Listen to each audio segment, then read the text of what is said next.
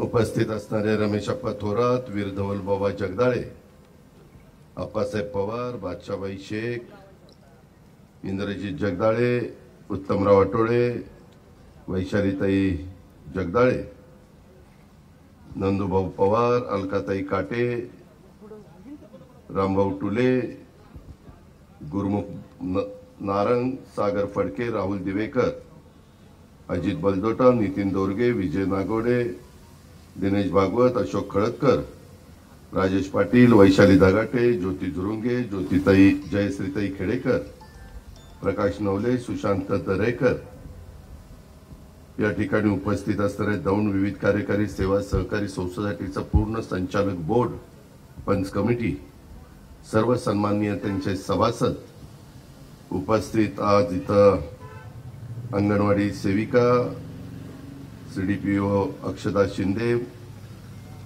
अंगणवाडी मदतनीस, लेक लाडकी योजनेचे काही लाभार्थी, अंगणवाडी पर्यवेक्षिका, बचत गटाच्या उपस्थित असणाऱ्या माझ्या लाडक्या बहिणी, जमलेले सर्व प्रतिष्ठित दौंडकर, आमच्या सोसायटीचे सचिव, शासनाचा विविध खात्याचा उपस्थित असणारा अधिकारी वर्ग आणि माझ्या तरुण मित्रांनो, बरेच दिवस, बरेच महिने वीर धवल जगदाळे माझ्या मागे लागले होते की दादा दौंड कारखान्यावर तुम्ही व्हिजिट देता।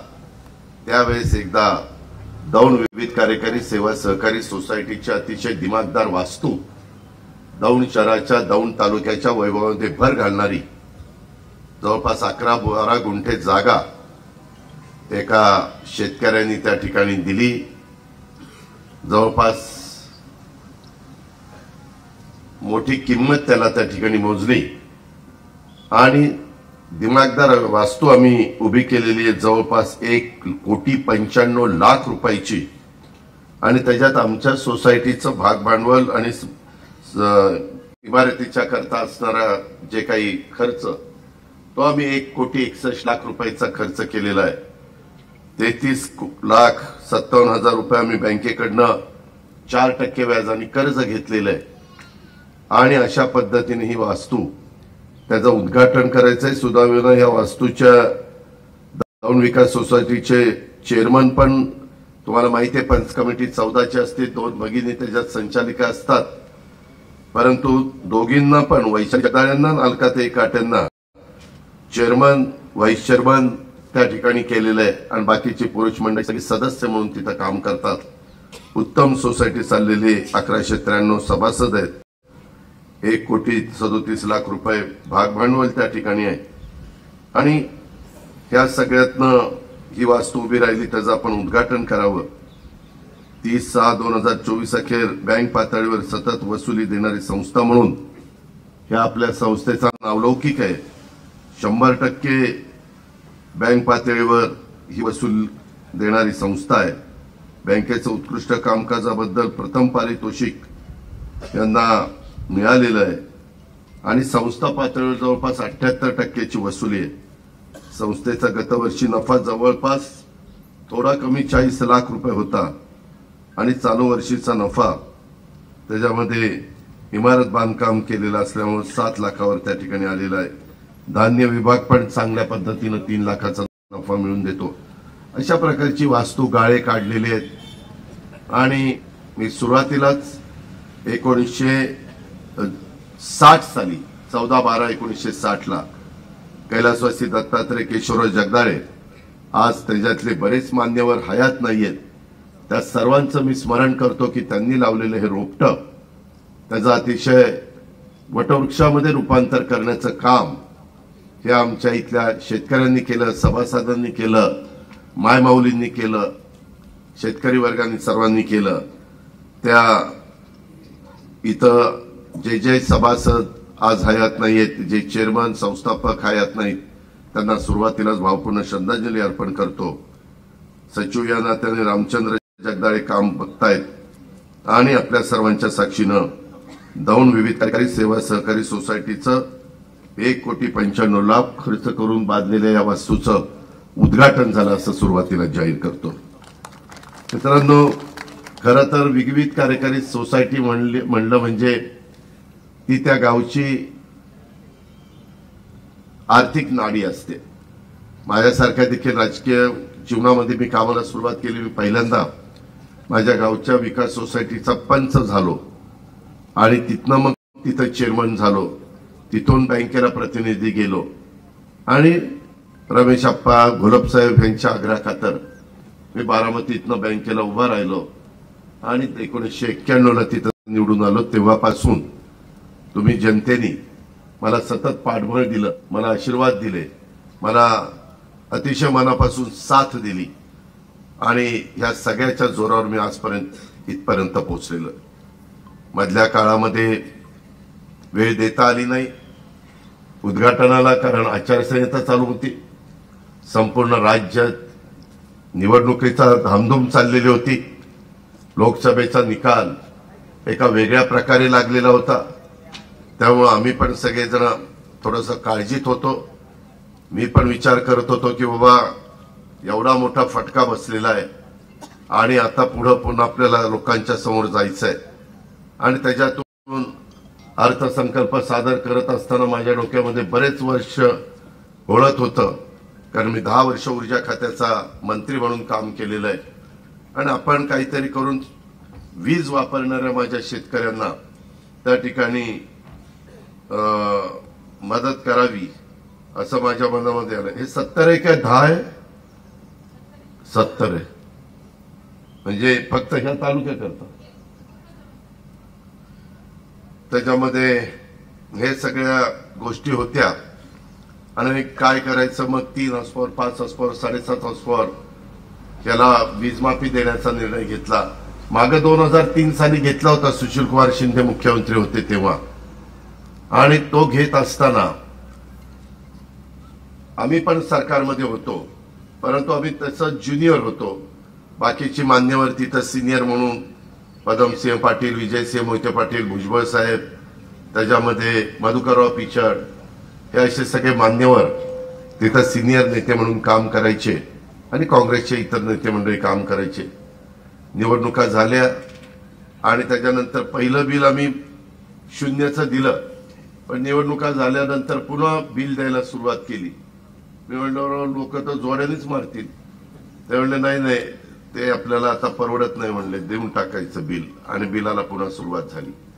आज मात्र मी कुठल्याही परिस्थितीमध्ये लेक लाडकी म्हणजे लाडकी बहीण योजना, ज्याच्यामुळं मी म्हणणारे घरी बसवण्याचं काम झालं, त्या योजनेनी एवढा आम्हाला मायमाऊलींनी साथ दिली, बहिणींनी साथ दिली की राज्याच्या इतिहासात राज्याची निर्मिती झाल्यानंतर एखाद्या युतीला किंवा एखाद्या पक्षाला एकत्र येणाऱ्यांना इतकं मोठ्या प्रमाणावर जागा मिळाल्या नव्हत्या. इतक्या जागा मिळाल्या. आम्ही 288 पैकी 237 लोक निवडून आलोय. कशाला म्हणतात 237? त्याच्यामुळे मी कधीतरी म्हटलं की आता व्यवस्थित कारभार होईल. अधिकाऱ्यांनाही कळलं की आता ही 5 वर्ष हलत नाही. जे इकडं तिकडं घडी तिकडं करणाऱ्यांनाही कळलं आता ही 5 वर्ष हलत नाही. त्याच्यामुळं आम्हाला आता स्थिर सरकार करायचंय, चांगलं काम करायचंय. देवेंद्रजी कामाला लागलेले आहेत, मी कामाला लागलेलो आहे. मी कामाला लागतो म्हणजे मी सकाळी 6 वाजल्यापासून कामाला लागतो. मला आवड आहे. मला आळस प्रकार माझ्या शब्दकोशामध्ये नाहीये. आणि जनतेची कामं करायची, जनतेचे महत्वाचे प्रश्न सोडवायचे. आता तुम्ही बसलाय, हा इथला रस्ता देखील 4 लेन आपण मंजूर केलेला आहे आणि तो रस्ता बोरावके नगर दौंड कुरकुम रस्ता म्हणजे दौंड कुरकुम रस्ता बोरावके नगर ते लिंगाळी ते खोरवडी हा दौंडला बायपास रस्ता जो आहे तिथपर्यंत रस्ता 4 लेन होणार आहे. तिथनं तर पुढे 4 लेन आहे. मित्रांनो, तुम्ही पण बघताय अनेक ठिकाणी खूप जण म्हणतात आम्हाला बारामती सारखं करायचंय. पण मी बऱ्याचदा सांगतो नुसतं भाषण करून चालत नाही, बारामती सारखं होत नाही.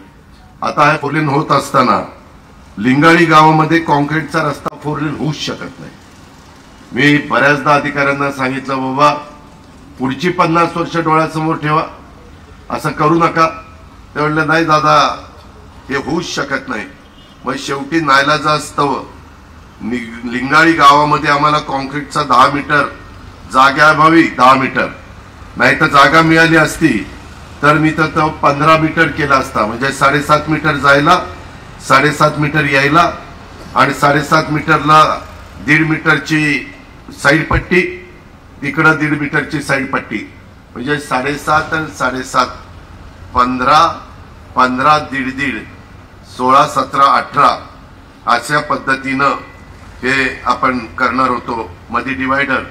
बरं तुम्ही बघताय त्या आपल्या खोरवडीपासून तो चौक आहे, तिथून कारखाना संपेपर्यंत झाडं कशी लागली. त्याच्या आधी कधी झाडं अशी कुठं बघितली? आता इथं दौंड शहरातले रथी महारथी बसलेले, काही इथं बसलेत, काही दौंडमध्ये बसलेत. मला एक म्हणायचं की अजित पवार लक्ष घालतो त्यावेळेस होऊ शकतं, शहरातले कार्यकर्ते का लक्ष घालत नाही? तुम्हाला राजकारण करायचं ना. मला एका आता सहकारी मित्रांनी पत्र दिलं की दादा तुम्ही दौंड शहराच्या विकासाचे दौंड शहर दत्तक घेण्याबाबत जावेद अब्दुल सत्तार सय्यद रिक्षा चालक सामाजिक कार्यकर्ता यांनी ते पत्रक दिलं. ह्याच्यामध्ये मी लक्ष घातलं तर मी अतिक्रमण काढणार, मी लक्ष घातलं तर मी रस्ते रुंद करणार, मी लक्ष घातलं तर गरीब लोकांना घरं नसतील त्यांना इकॉनॉमी विकसित म्हणजे त्याला EWS म्हणतात, त्यांच्याकरता घर बांधणीचा कार्यक्रम पंतप्रधानांनी 3 कोटी घरांचा दिलेला आहे देशात. त्या 3 कोटीपैकी 35 लाख घरं आपण आपल्या महाराष्ट्रात आणण्याचा प्रयत्न करतोय आणि त्याच्यातनं चांगली घरं बांधण्याचं आपला सगळ्यांचा उद्देश आहे. पण किंवा आता मला काही सहकारी मित्र सांगत होते, इंद्रजित गाडीतनं येत असताना सांगत होता की दादा आम्ही जगदाळे परिवारांनी किती एकर जमीन रे विरधवन त्या विद्या प्रतिष्ठानला 7 एकर जमीन त्यांनी त्या पलीकडचा रोड आहे त्या ठिकाणी मला दिली. मध्ये टीम पण पाठवलेली होती. मी आता ह्या टर्मला त्या 7 एकरात अतिशय सुंदर अशा प्रकारची CBSE स्कूल, दौंडच्या मुला मुलींच्या करता CBSE स्कूल, कारण मला कारण सांगायला काहीच ठेवलेलं नाहीये किंवा हे तुम्ही नाही केलं म्हणून मी तुम्हाला आता मदत करू शकत नाही, काही कारणच नाहीये. तिथं स्कूल करणार आहे, सुंदरपैकी ग्राउंड करतो तिथं, एक चांगल्या प्रकारे आता ITIचे कोर्सेस, ते एक चांगली इमारत बांधतो. आता सोलर पॅनल आहेत ते सगळीकडे बसायला लागलेले आहेत. इथून पुढे महाराष्ट्रामध्ये शेतकऱ्यांना सोलर पॅनलवरनच वीज मिळणार आहे. हळूहळू तुम्हाला दिवसा वीज देण्याचं देवेंद्र फडणवीस, मी एकनाथ शिंदेनी ठरवलेलं आहे. त्या पद्धतीनं आमची वाटचाल चाललेली आहे आणि त्याच्यातून अनेक प्लांट आम्ही उभे करतोय. ती वीज आम्हाला 2 रुपये 70 पैसे ते 3 रुपये अशी पडतीये.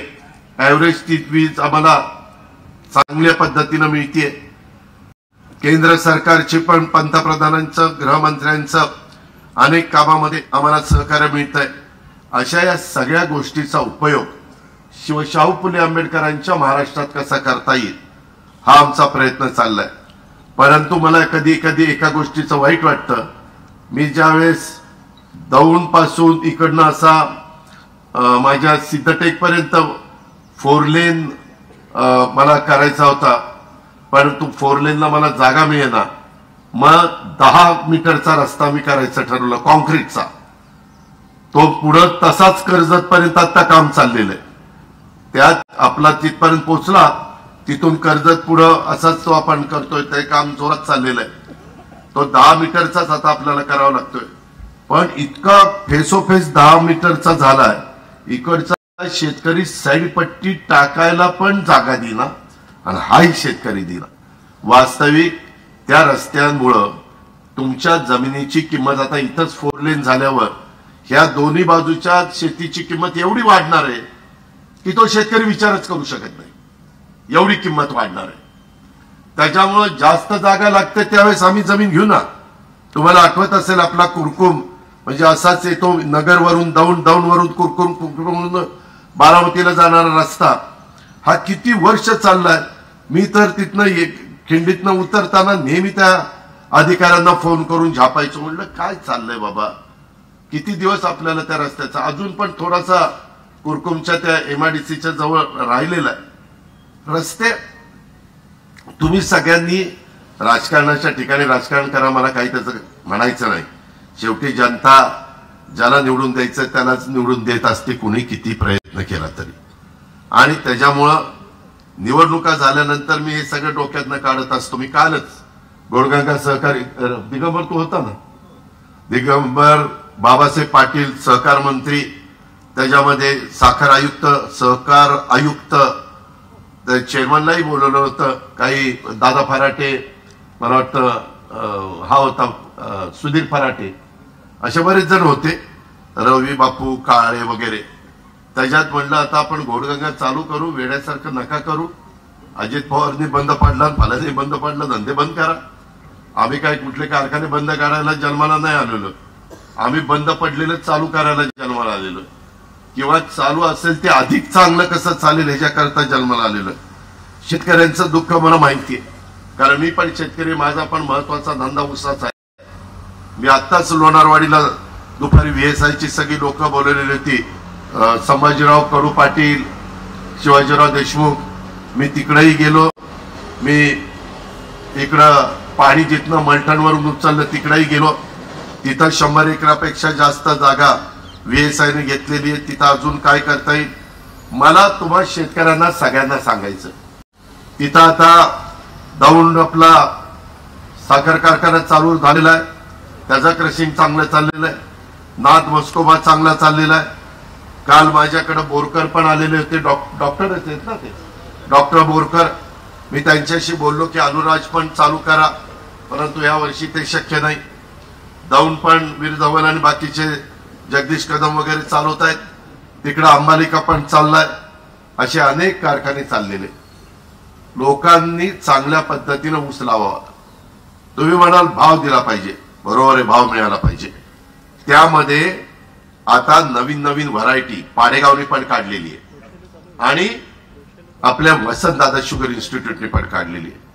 शेतकरी मित्रांनो, दर वर्षी 33% क्षेत्र त्या भागातलं नवीन बेडं लावलं गेलं पाहिजे.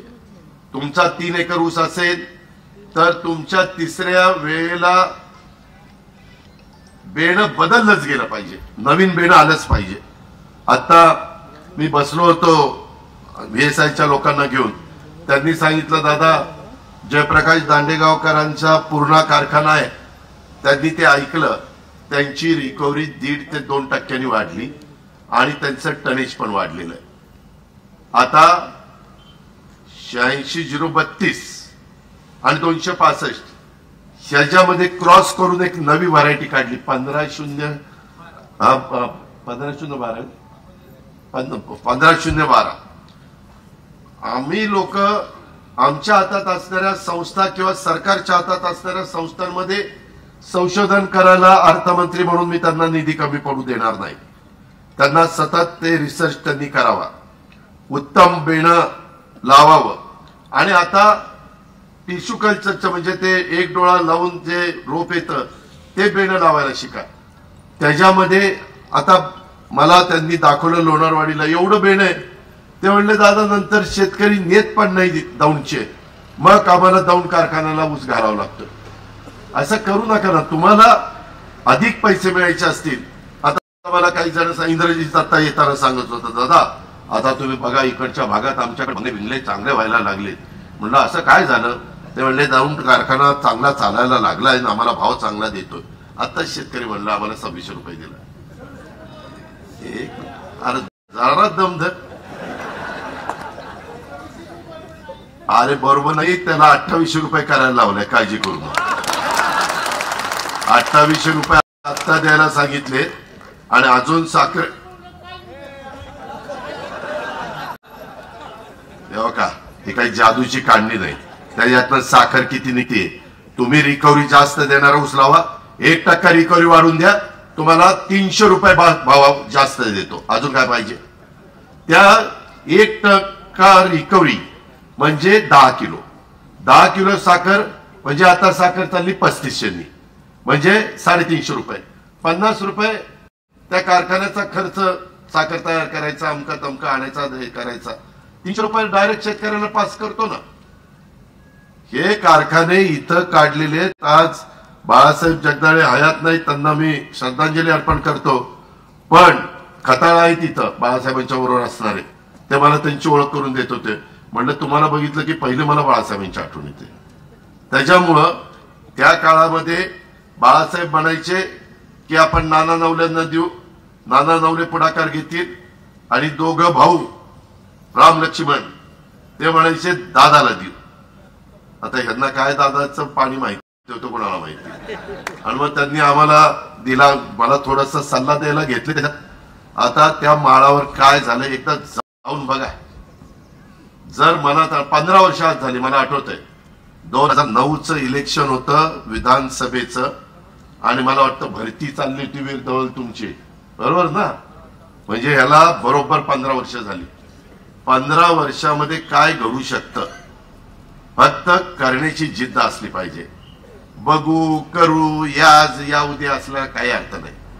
आणि त्याच्यामुळं आपलं आता खरेदी विक्री संघाचे चेअरमननी पण मला काहीतरी दिलं. आता काहींनी मला पुरंदर उपसा जनाई शिरसाई बंद पाईपलाईन पाणी मिळणं. मी पहिलं गेल्या जनाई शिरसाई उपसा सिंचन योजनेच्या करता बंद पाईपलाईन पाणी न्यायला 429 कोटी रुपये मंजूर केलेले, त्याचा GR निघालेला आहे. ते काम आता सुरू करणार. त्याच्यातनं जे पुरंदर तालुक्यात, बारामती तालुक्यात, दौंड तालुक्यामध्ये पाणी जातं त्या लोकांना वेळेत पाणी देणार. आपल्या कॅनॉलमध्ये पुण्याला प्रचंड पाणी आपल्याला द्यावं लागतं. आम्ही सगळेजण बसतोय. मला दत्तामामा भरणे पण मागं लागलाय सारखं, दादा मीटिंग घ्या. आज पुण्यामध्ये 4 मंत्र्यांना संधी मिळालेली आहे. मी, चंद्रकांत दादा पाटील, आपली माधुरी मिसाळ आणि दत्तामामा, अशा पद्धतीनं 4घांचं प्रतिनिधित्व एवढ्या मंत्रिमंडळामध्ये इथं मिळालेलं आहे. तशा पद्धतीनं काम करताना सातारा जिल्हा पण तसा नशीबवान ठरला. तिथं पण मला वाटतं 4 मंत्रीपद आहेत. शंभूराज, मकरंदाबा, जयकुमार गोरे आणि शिवेंद्रबाबा भोसले, ह्या सगळ्या गोष्टी झालेल्या आहेत. अशा या सगळ्या गोष्टी होत असताना आता आम्हाला कामच करून दाखवायचंय. आणि त्याच्यामुळं तुम्ही काळजी करू नका. या सगळ्याच्या बाबतीमध्ये ह्या संस्था वगैरे तुम्ही फक्त चांगल्या चालवा. सहकार विभाग आपल्याकडे असल्यामुळं तिथं कुठं अडचण नाही. पण जर माझ्या जवळचा माणूस सहकारी संस्था चालवत असताना चुकला तर मी त्याच्यावर पण कारवाई करणार. मी त्याच्यामध्ये उपमुख्यमंत्री किंवा राष्ट्रवादी काँग्रेस पक्षाचा अध्यक्ष चुकीच्या कामाला पांघरून घालण्याच्या करता झालेलो नाही. मला जनतेने पाठिंबा दिलेला आहे. मी थोडासा लोकसभेला माझा रिझल्ट मला कमी मिळाला, 25% मिळाला. त्याच्यामुळे मी जरा कमीच जागा घेतल्या. म्हणलं आदाशासारख्या जागा नको घ्यायला, पण मर्यादित जागा घेऊन चांगल्या पद्धतीनं उमेदवार आपण निवडून आणले. जिल्ह्यामध्ये तर आम्ही सगळेच लोक त्या ठिकाणी जवळपास निवडून आलो. महायुतीचेच सगळे उमेदवार आहेत. तुमच्या पुणे जिल्ह्यात 21च्या 21 उमेदवार महायुतीचे आहेत की नाही? एक पण आघाडीचा उमेदवार नाही. मी त्याच्यामध्ये ठीक आहे, प्रत्येकाला काय काय काय वाटतं, प्रत्येक जण काय काय तर इतके मत. मी काय कायना आमदार केलं मागच्या वेळेस, तसं बघितलं तर बरंचसं काम मी बघायचो. आणि नंतर मी ही भूमिका घेतल्यावर मला एक जण म्हणला, नाही बाबा मी नाही येणार तुमच्याबरोबर. अरे म्हणलं तू तर पहिल्यापासून माझ्या बरोबर, जिथं दादा तिथं मी, आणि तू माझी भाऊकी, आणि असं का करतोय? नाही म्हणले दादा मला नाही जमणार. मनात म्हणलं बर इलेक्शन येऊ दे, ह्याच्याकडे बघतोच म्हणलं. आणि तिथं जाऊन सांगितलं ह्याला नाही पाडलं ना याला अजित पवार नाव नाही लावणार. आणि त्याच्यामध्ये माऊली कटकेला उभा केला. माऊली तर माझा कळत नव्हता, पण माऊली मला माहिती होतं ही माऊली कटके जरा चांगला आहे, स्पार्क आहे त्याच्यामध्ये. 1.25 लाखांनी निवडून आला. आता इथं दिगंबर दुर्गाडे बसलेत. त्या मावळ तालुक्यात मी सुनीलला मागच्या वेळेस तिकीट दिलं. बाकीच्यांना म्हणलं मला यावेळेस सुनीलला द्यायचं, एकच टर्म झाली, चांगलं काम करतोय, असं करू नका. सगळ्यांनी मिळून त्या बापू बेगडेला उभं केलं. मी त्याला बापूला म्हणतो, अरे बापू नको, हे तुझं काम नाहीये, तू कारखान्याचा व्हाईस चेअरमन आहे, तिथं बघ बाबा. दादा आता सगळे माझ्या मागे उभे आहेत, मी निवडून देणार. लाखांनी पडला. किती? 1 लाखांनी. माझ्या भागात आमचा लोकसभेचा उमेदवार 48,000 पडला. मी माझ्या भावाला निरोप पाठवतो, अरे नको माझ्या विरोधात तुझ्या पोराला उभं करू. अरे नाही, बारामती साहेबाच्या मागे आहे. म्हणलं आहे, मी कुठं नाही म्हणतोय, पण साहेबाचा नंबर झाल्यावर बारामती दादाच्या मागे आहे. आणि मला लाखाच्या पेक्षा जास्त मतांनी निवडून दिलं. मी आपला गप बसलो. सगळं खानदान माझ्या विरोधात प्रचार करत होतो. इथली पण आमची भावकी, अरे आप्पासाहेब असं नको करू, आप्पासाहेब असं नको करू. दादा जमणार नाही. अरे आप्पासाहेब नको रे बाबा, आपण सगळे साधारण पुढं मागच्या वयाचे, जरा चांगलं करू. बघा एकदा संदीप आली आणि ती दवडली तर 5 वर्ष गप्प बसावं लागतं. आता 5च वर्षांना निवडणुका आता आहेत लगेच. बरं असंही नाही काठावर बहुमत आहे, फुटाफूट होईल. नाहीतर आम्हाला मागे नेहमी सांगायचे, आत्ता पडणार आहे सरकार, आत्ता पडणार सरकार. आम्ही आपला एक दिवस सरकार पडेल, सरकार पडेल, कशाचं सरकार पडते काय होतंय.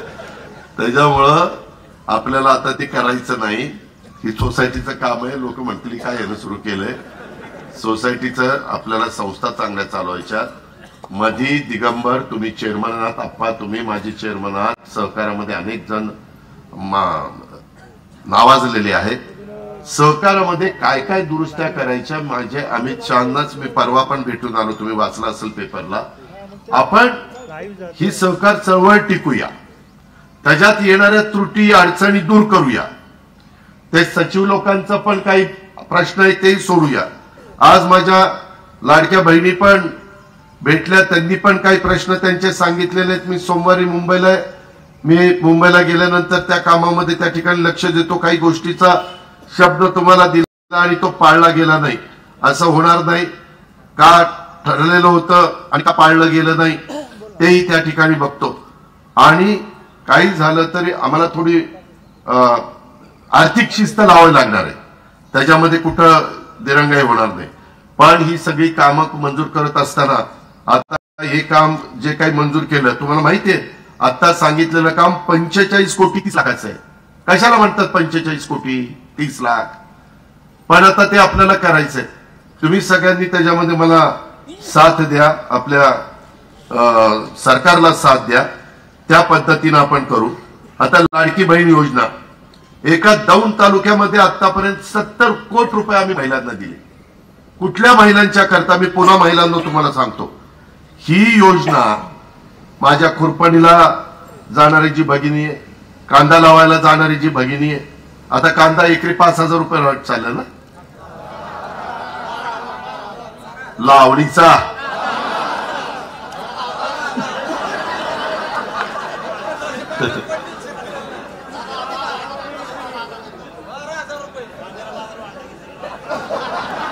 बरं काही शेवटी आपल्या शेतमजुरांना मिळतं, मिळू दे.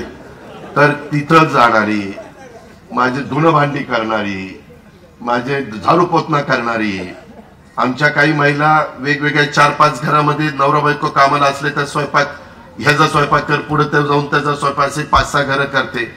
अशा ज्या गरीब महिला आहेत, ज्या माझ्या झोपडपट्टीमध्ये राहत आहेत, ज्यांना आज देखील अतिशय कठीण जीवन जगावं लागतंय, अशा गरीब ज्यांचं उत्पन्न 2,50,000 रुपये वर्षाला त्याच्या आत आहे, म्हणजे 20,000 रुपये महिन्याच्या आत ज्यांना उत्पन्न आहे त्यांच्याकरता ही योजना आहे. परंतु मधल्या काळामध्ये इलेक्शन होतं, वेळ नव्हता, सगळ्यांना तिथं काय ते तुमचं डीबीटी म्हणजे तुमच्या अकाउंटलाच पैसे येतात ना, डीबीटी केलेलं होतं. आणि त्या पद्धतीनं आम्ही ते देत गेलो. त्यामध्ये मी तालुक्याचं नाव सांगत नाही. आता तालुक्यात मी जनसन्मान यात्रा काढली होती, तुम्हाला आठवतंय. आता या माझ्या बहिणी बरेच गुलाबी घालून आलेले आहेत, गुलाबी रंग होतं, लोकांच्या पुढे आणलेलं होतं. आणि त्या पद्धतीने सांगत होतो। त्यावेळेस महिला गावोगावी मला ओवाळायच्या, ते थांबवायच्या मला माझ्या उमेदवाराला, आणि मी विचारलं दादा लाडक्या बहिणीचे पैसे आले, कारण पहिले पैसे दिले भाऊ रक्षाबंधनला, जुलै ऑगस्टचे पैसे दिले रक्षाबंधनला, सप्टेंबरचे पैसे असेच सप्टेंबरला दिले, ऑक्टोबर नोव्हेंबरचे पैसे नोव्हेंबरला आचारसंहिता येणार म्हणून ते बरोबर ऑक्टोबर नोव्हेंबरचे पैसे ऑक्टोबरला दिले, ते बरोबर दिवाळीच्या तोंडावर तुम्हाला मिळाले। त्यामुळे तुम्हाला कधी नवऱ्यानी पैसे दिले तरच काही घेता यायचं, आता तुमच्या पैशाचं तुमचं तुम्ही साडी चोळी काय जे घ्यायला पाहिजे ते तुम्ही घेऊ शकत होता, पैसे तुम्हाला आले होते। तेव्हा काही मला म्हणायच्या दादा फार चांगलं झालं। म्हणलं का? नाही आता नवरा म्हणतोय हे मला पण एखादा शर्ट पीस आण ना त्याच्यात, मला पण एखादा तर मी म्हणायचे नाही आधी आता माझं उदे मग तुझं बघू काय। म्हणजे इतकं त्यांच्या चेहऱ्यावर आनंद पाहायला मिळत होता आणि आम्हाला तेच पाहिजे होतं। आणि हे सगळं करत असताना इथपर्यंत टप्पा आपण गाठलेला आहे। आता हे जे काही सांगतात ना बंद करणार, मी राज्याचा अर्थमंत्री म्हणून सांगतो देवेंद्र, मी एकनाथराव शिंदे अजिबात ही योजना बंद करणार नाही। ही योजना आणि 3, 5, 7.5 हॉर्सपॉवरची वीज माफीची योजना चालूच ठेवणार, पण 3, 5, 7.5 ला एक डोक्यात विचार येतोय असा, जो इन्कम टॅक्स भरतोय त्याला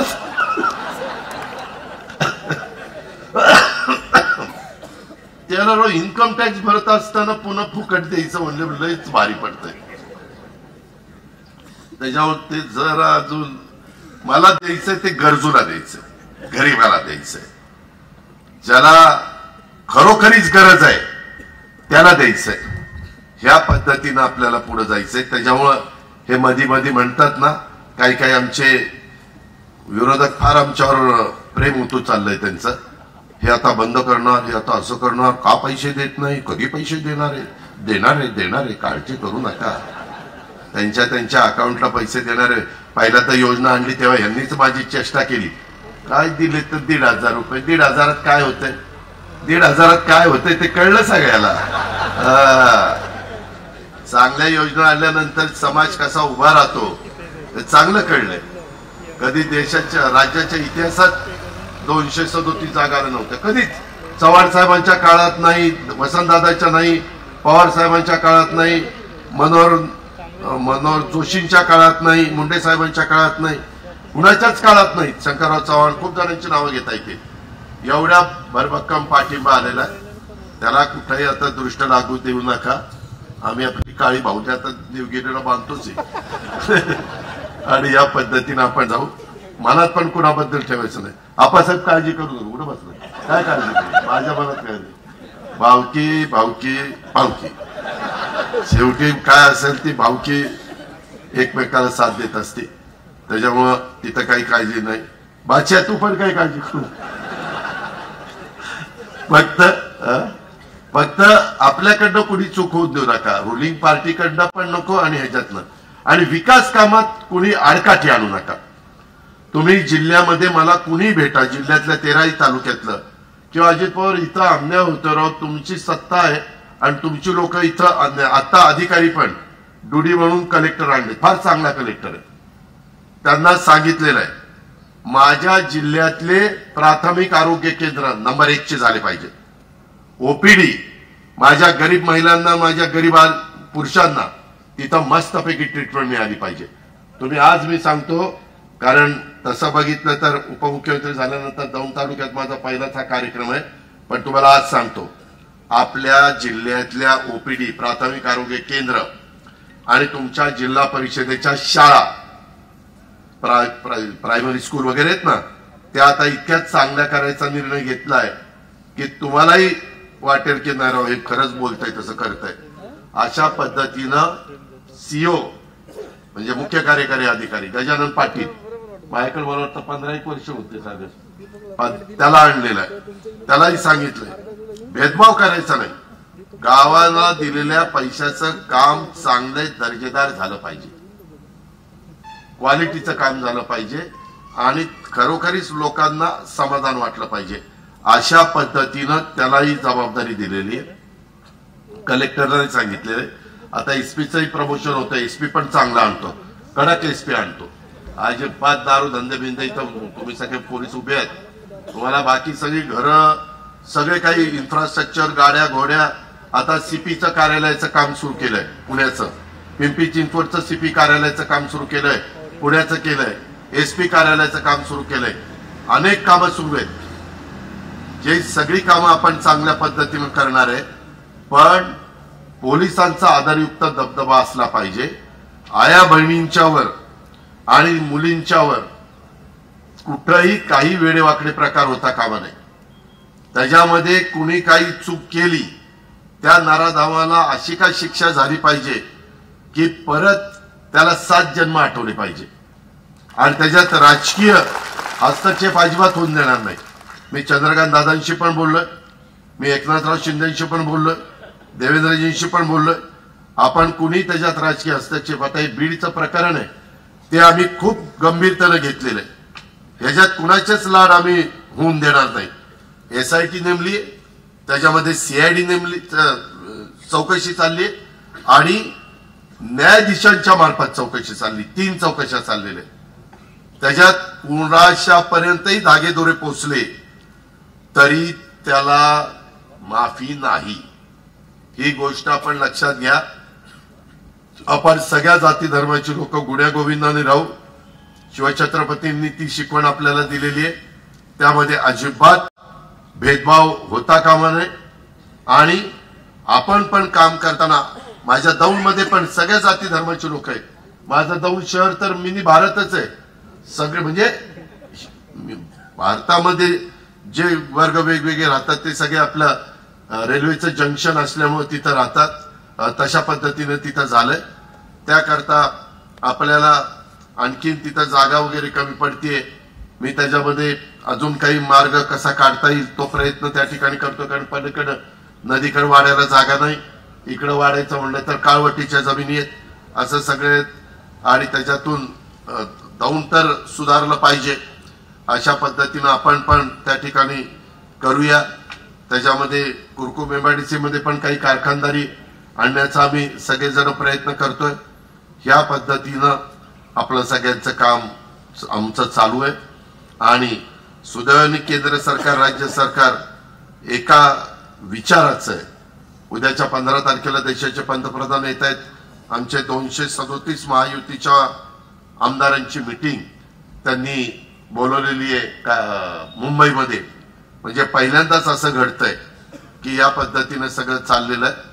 आणि उद्याच्याला स्थानिक स्वराज्य संस्था वगैरे आमचा प्रयत्न आहे. परंतु अजून पण ओबीसीचा प्रश्न तिथं सुटला नाही. आम्ही सुप्रीम कोर्टात भांडतोय की मागासवर्गीय, आदिवासी आणि सर्वसाधारण यांच्या पुरुष आणि स्त्रियांची आरक्षण पडलीत, परंतु आमच्या ओबीसीचं, इतर मागासवर्गीयाचं पडलं नाही. ते आम्हाला दुरुस्त करून द्या. ते आता पुन्हा मी परवा वकिलालाही दिल्लीला जाऊन भेटलो. देवेंद्र आणि एकनाथरावांचं पण लक्ष आहे. आणि ह्या पद्धतीनं CM साहेबांना आम्ही सगळेजण मिळून तिथं लवकर निवडणुका लावायचा प्रयत्न करतोय. निवडणुका लावत असताना काही ठिकाणी जसं पूर्वी आम्ही महाविकास आघाडीत काँग्रेस वेगळं लढायचं, राष्ट्रवादी वेगळं लढायचं, तशा पद्धतीनं होणार आहे.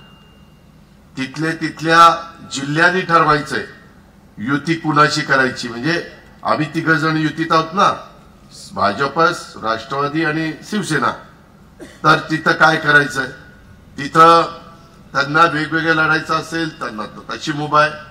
त्याही वेगवेगळे लढले, समोरच्यांचा फायदा होणार असेल तर त्यांनी तिथं युती करावी.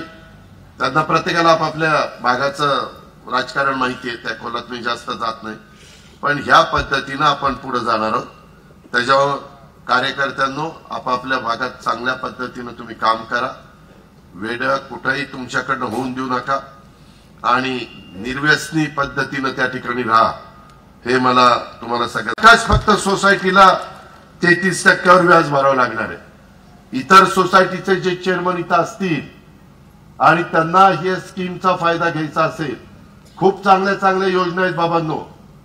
त्याच्यामध्ये त्या योजनेचा फायदा घ्या। आरोग्याच्या करता चांगल्या योजना आहेत, मोफत उपचाराच्या करता चांगल्या योजना आहेत, मुलाबाळांच्या करता त्या मुलीला एकुलती एक आता मुलगी झाली त्या माझ्या भगिनीला, तिला 5,000चा चेक आता आपण दिलेला आहे। 18 वर्षाची होईपर्यंत टप्प्याटप्प्याने तिला 1 लाख रुपये आम्ही देणार आहे, कारण तिला कुठं शिक्षणाच्या करता अडचण येऊ नये। शिक्षण तर गरिबांच्या करता आणि ठराविक वर्गाच्या करता मोफत केलेलंच आहे। या अशा सगळ्या अनेक गोष्टी आपण करतोय, करणार आहोत। तुम्ही सगळ्यांनी मनापासून त्या बाबतीमध्ये साथ द्या आणि या पद्धतीनं आपला दौंड तालुका, दौंड शहर, आपला पुणे जिल्हा, आपलं राज्य हे आपण पुढे नेण्याचं काम करू। मी मगाशी बोलता बोलता राहिलं, आता बंद नाही बोगदा खडकवासल्यामधनं बोगदा निघणार आहे, तो फुरसुंगीला येणार आहे। 3 TMC पाण्याची बचत होणार आहे। त्याचा फायदा डायरेक्ट इनडायरेक्ट इंदापूर तालुका, दौंड तालुका, बारामती तालुक्याला होणार आहे, हवेली तालुक्याला होणार आहे। त्याच्यावर जिथं जिथं जे जे काही करता येईल ते अतिशय व्यवस्थितपणे करण्याच्या करता माझा आणि माझ्या सहकाऱ्यांचा आणि आमचा महायुतीचा प्रयत्न राहणार आहे। त्याबद्दल आपण काळजी करू नका। अजूनही काही ठिकाणी महत्वाच्या पोस्टिंगला चांगले अधिकारी आणणार आहे। आता इथं शेलारच होतं ना, ते शेलार तहसीलदार, त्यांनाही काम सांगितलं। शेलार ही कामं सांगितलेली सार्वजनिक काम आहे, ही वेळेमध्ये झाली पाहिजे। ती वेळेत झाली तर आपण व्यवस्थितपणे काम करताय असं मला वाटेल, नाहीतर मला वेगळा कुठला निर्णय घ्यावा लागेल। तो निर्णय घेण्याची वेळ अधिकारी वर्गाने PI असेल, DYSP असतील, प्रांत असतील, मामलेदार असतील, BDO असतील, जे कोणी अधिकारी राज्य सरकारचे तिथं काम करत असतात, त्यांनी सगळ्यांनी त्या हेतूने तिथं वागलं पाहिजे। अशा पद्धतीनं माझी विनंती आहे। सागरने मला हे पण दिलेले, दौंड तालुक्यात कानगाव, हातवळण, कडेठाण, दापोडी, पारगाव या गावांमध्ये नदीजवळच्या गावात बिबट्यांचा जास्त प्रमाणात वावर झालेला आहे, हल्ले करतायत। त्याचं म्हणणं टास्क फोर्स तयार करा आणि ड्रोनद्वारे पाहणी करा। मी आज आता इथलं झाल्यावर माझ्या बारामतीला मी जाणार आहे आणि उद्या बारामतीहून पुण्याला रात्री जाणार आहे। परवा पुण्यात आहे मोहिते म्हणून अधिकारी राहुल पाटलाच्या जागी आता आणलेले, त्या मोहित्यांना बोलून घेतो, त्यांना सांगतो की तुम्हाला ड्रोन किंवा काही जे इन्फ्रास्ट्रक्चर लागेल त्याकरता पैसे नसतील तर DPDC मधनं त्यांना पैसे देतो।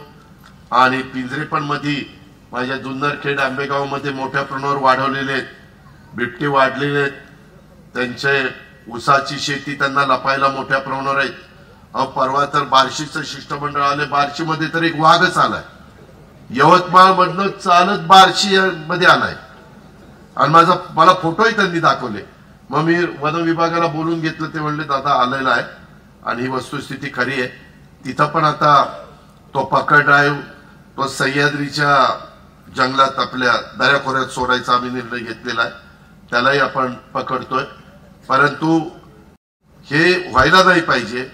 हे होण्यामागचं कारण एक गैरसमज करून मी खरं बोलतो, आपण जंगलांवर अतिक्रमण केलं, झाडं तोडून हे करून लेवल करून ऊस लावून कांदा लावून काय काय लावून त्यांचं क्षेत्र कमी केलंय, त्याच्यावर त्यांना जागा कमी पडती, ते बाहेर येत आहेत। त्यांची जागेत आपण अतिक्रमण केलं नसतं तर ते बाहेर आले नसते।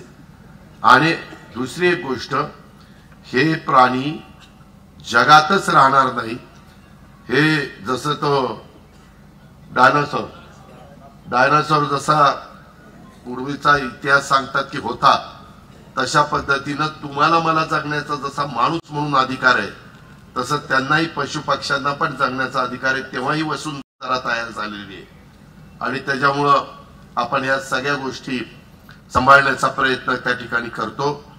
ही गोष्ट पण आपण सगळ्यांनी लक्षात घ्या। त्याच्यावर सागर हे बिबट्याच्या बद्दल मुसळे, परवा दिवशी सकाळी मी तिथं आहे, त्याला बोलून घे। पुणे जिल्हा शिक्षण मंडळाची वार्षिक सभा मी लावलेली आहे, 8:30ला आहे, 8:30ला काय असेच काहीतरी, तिथं त्यांना बोलव, मी तिथं सांगतो हेच। आणि बाकीची पण निवेदन दिलीत काही काहींनी, बऱ्याच जणांची मुंबईतली कामं आहेत, माझ्या माऊलींनी पण वर दिलेली आहेत, ते पण मी मुंबईला घेऊन, आमची आदिती तटकरेच तुमच्या खात्याच्या मंत्री आहेत, तिला पण मी सांगतो आणि तिची काही अडचण असेल ती पण आम्ही ती दूर करू.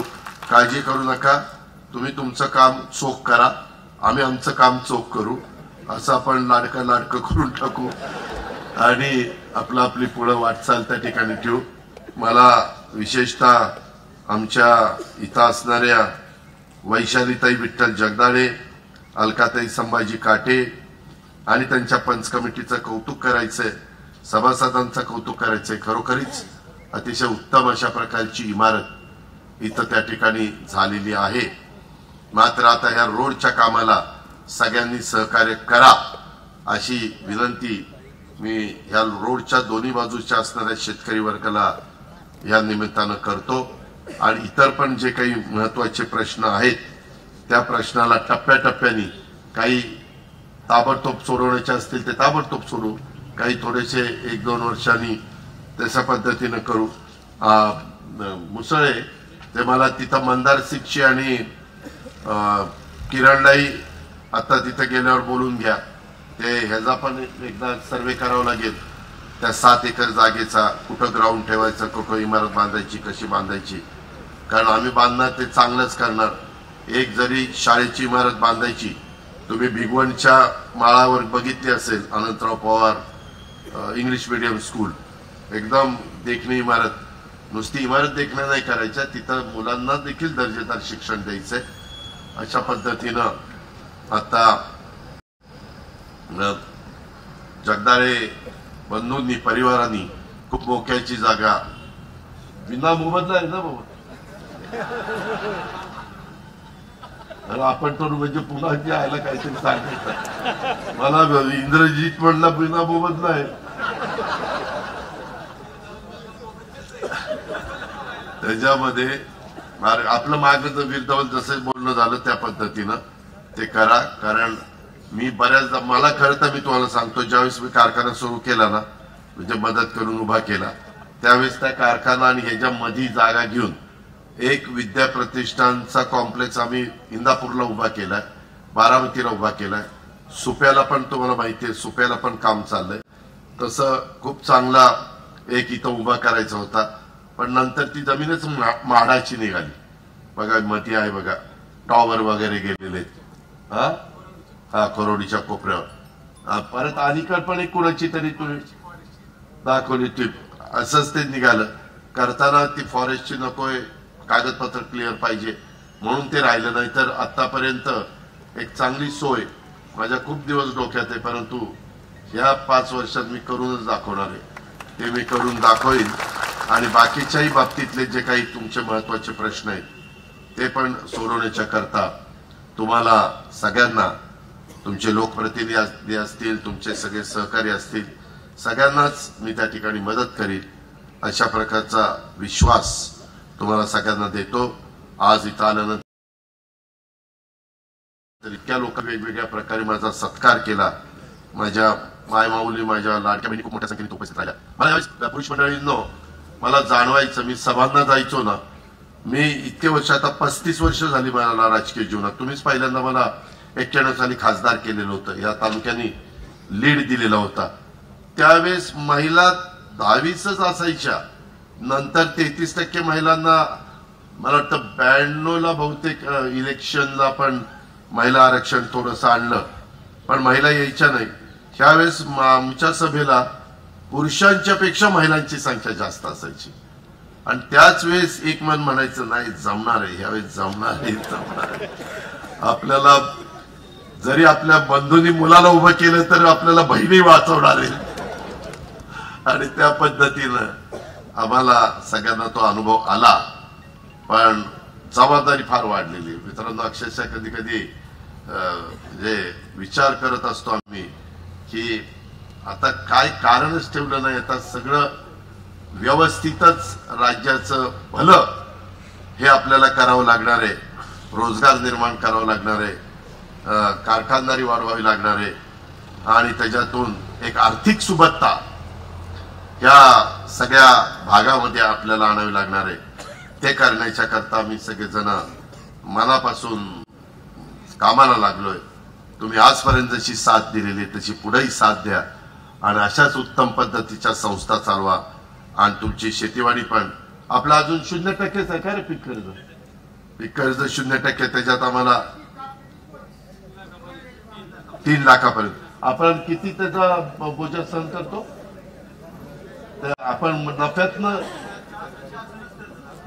अरे मग किती कोटी रुपये आपण घालतो ना, घालतो मागे काहीतरी 8-10 कोटी रुपये आपल्याला अशा पद्धतीनं आपण ते करतो का? तर माझ्या शेतकऱ्याला 10 रुपये शेकड्यांनी जाऊन नंदीवाल्याकडनं माकडवाल्याकडनं पैसे घ्यायला लागू नये, त्याच्या पोटावर मी पायच दिलाय. 3 लाखापर्यंत कर्ज बिनव्याजी कर्ज आपण त्या ठिकाणी देतो. हे पण महत्वाचं काम आपल्या जिल्ह्यामध्ये आपण करतो. बाकीच्या जिल्ह्यामध्ये बऱ्याचशा असं का होत नाही, त्यांच्या बँका चांगल्या चाललेल्या नाहीयेत, पण आपण सगळ्यांनी मिळून त्याला सगळ्यांचंच योगदान आहे. मी कोणाला एकट्या दुकट्याला त्याचं क्रेडिट त्या ठिकाणी देत नाही, पण या पद्धतीनं आपण पुढे चाललोय ही पण गोष्ट आपण सगळ्यांनी ध्यानात घ्या. अशाच पद्धतीनं तुमच्याही कानावर काही चुकीचं आलं आणि तुम्हाला वाटलं की आपण आजीतला सांगितलं पाहिजे, तर माझी दर आठवड्यातनं एकदा पुण्याला मी थांबणार आहे. दर आठवड्यातनं एकदा बारामतीला पण मी थांबायचा प्रयत्न करणार. बारामती तर तुम्हाला जवळच आहे, आणि तुमचे पण काही असे कार्यक्रम वगैरे असले तर येऊन माझ्या भाषणात मी दिगंबरला म्हणलं की मला जरा बाकीचं सगळं सांगायचं म्हणून मीच बोलतो.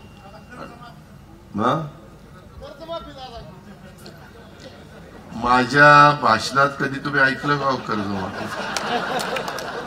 मला मी जेवढी भाषणं केली, हे बघ तुला एक माहिती का, अंथरून बघून हातपाय पसरायचे असतात. राज्याचा गाडा आपल्याकडे, आपण दोघं नंतर बसू चर्चा करू. तुला मी माझी परिस्थिती सांगतो, मग तू मला तुझा सल्ला दे, आणि मग त्याच्यातनं काही जमत असेल तर करू. आपण करायला कमी नाही पडणार.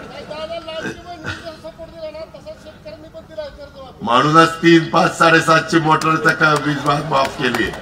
तू विचार, काही काहींचे 3-3 लाख, 3.5 लाख, 4 लाखापर्यंत वीज बिल होती, 0 करून दिली. 0 केली का नाही? हा दुधाचं देणार, दुधाचं जे राहिलं मध्ये ते देणार, ते कबूल केलेलं आहे. दुधाचा धंदाचं देणार आहे. आता गेल्यानंतर मी त्यांना सांगितलं की मी सोमवारी येतोय, त्याच्यात राहिलेलं जे जे काही अनुदान आहे ते देण्याची व्यवस्था 100% केली जाईल. दुधाचं, लाडक्या बहिणीचं, वीज माफीचं चालू. धन्यवाद, नमस्कार. खरं तर